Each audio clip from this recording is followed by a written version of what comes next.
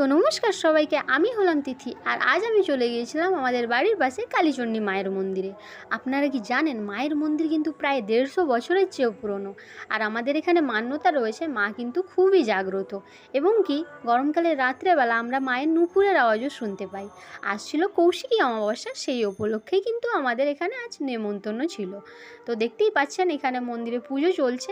এবং আমার মায়ের মুখের মুচকি হাসি, যেটা বলে না আমাদের ঘরোয়া কথায়, মুচকি হাসি, এই দেখুন। আর বিষয় কিন্তু এখানে জটিল হলেও, সিচুয়েশান এখানে জটিল হলেও, মায়ের প্রসাদ বলে তো কথা, তাই না? তাই মায়ের প্রসাদ কিন্তু আমরা ভক্তি মনে আর আনন্দের সঙ্গে কিন্তু গ্রহণ করলাম সবাই। তো দেখতেই পাচ্ছেন থালা পড়ে গেছে, আর মায়ের ভোগ ছিল খিচুড়ি, আলু পটলের তরকারি আর চাটনি। আর আমার কিন্তু স্পেশালি খিচুড়ি খুবই ভালো লাগে খেতে। বাড়িতে প্রায় মাকে বলি রান্না করে দিতে, আর রান্না করেও দেয়। কিন্তু এটা যখন ভোগের খিচুড়ি, আহা, ও তো অনবদ্য অমৃত আমার কাছে। তো মাকেও দেখেন, মা কিন্তু খুবই সুন্দর লাগছে, মাকে সাজানোও হয়েছে সেইভাবে।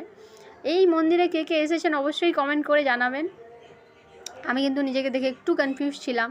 আমি ভাবছিলাম যে আমি ব্লগ করছি কি ভ্লগ করছি, কারণ আমি জানি না what is the difference between of vlog and blog.